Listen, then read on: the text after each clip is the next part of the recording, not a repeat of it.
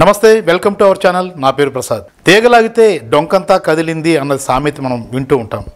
కానీ తీగలాగితే సొంత డొంక కదిలిన పరిస్థితి అయితే ప్రస్తుతం తిరుమల లడ్డు వ్యవహారంలో కనిపిస్తోంది. ప్రభుత్వం ఈ వ్యవహారాన్ని సుస్పష్టంగా ముఖ్యమంత్రి స్థాయిలో ఉన్న వ్యక్తే ఒక ఆరోపణ చేయడం అనేది తీవ్రమైన చర్చకు, దుమారానికి కారణమైంది.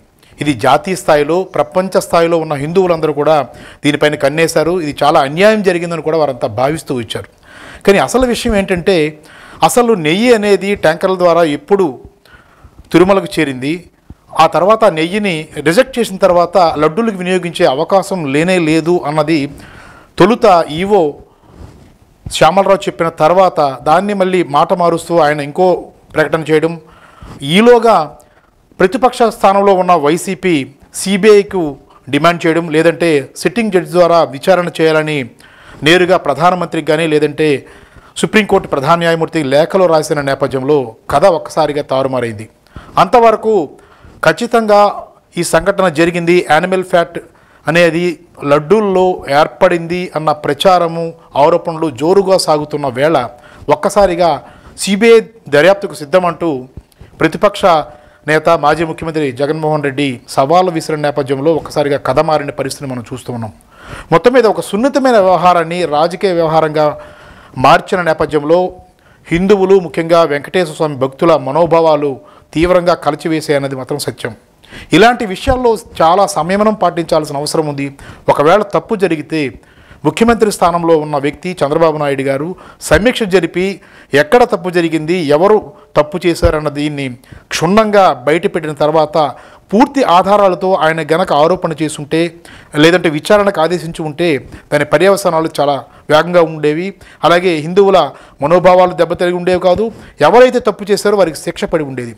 కానీ అవేమీ కాకుండా ఒక్కసారిగా ఒక రాజకీయ నాయకుడి స్థానంలో, అది కూడా ఒక పార్టీ అంటే ఒక పార్టీ కార్యాలయం నేతృత్వంలో ఒక ప్రకటన రిలీజ్ చేయడం, ఒక ఆరోపణ చేయడం అనేది రకరకాల సందేహాలకు దారితీసింది. అయినప్పుడు కూడా చాలామంది భక్తులు చాలా బాధపడ్డారు. ఇదేంటి ఇంత మనం అదే ఇలవేల్పుగా భావించే వెంకటేశ్వర స్వామి గుడిలోనే ఎలా జరిగిందంటూ బాధపడ్డారు. కానీ ఈ పరిణామాలన్నీ చూసినప్పుడు రాజకీయ కోణంలోనే ఇవన్నీ జరుగుతున్నాయనేది మాత్రం సుస్పష్టంగా తెలుస్తోంది.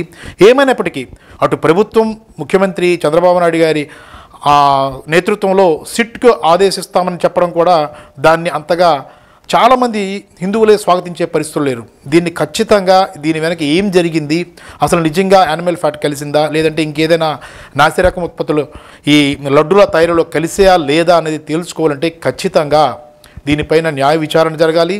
అలాగే సిబిఐ దర్యాప్తు కూడా జరిగితేనే ఒక స్పష్టమైన విచారణ జరిగినట్లు అవుతుంది అన్న భావన అయితే అందరిలోనూ వ్యక్తమవుతుంది. ఈ విషయంలో చాలామంది హిందువులు, ముఖ్యంగా వెంకటేశ్వర భక్తులు కూడా ఇదే విషయాన్ని స్పష్టం చేస్తున్న పరిస్థితి కూడా కనిపిస్తోంది.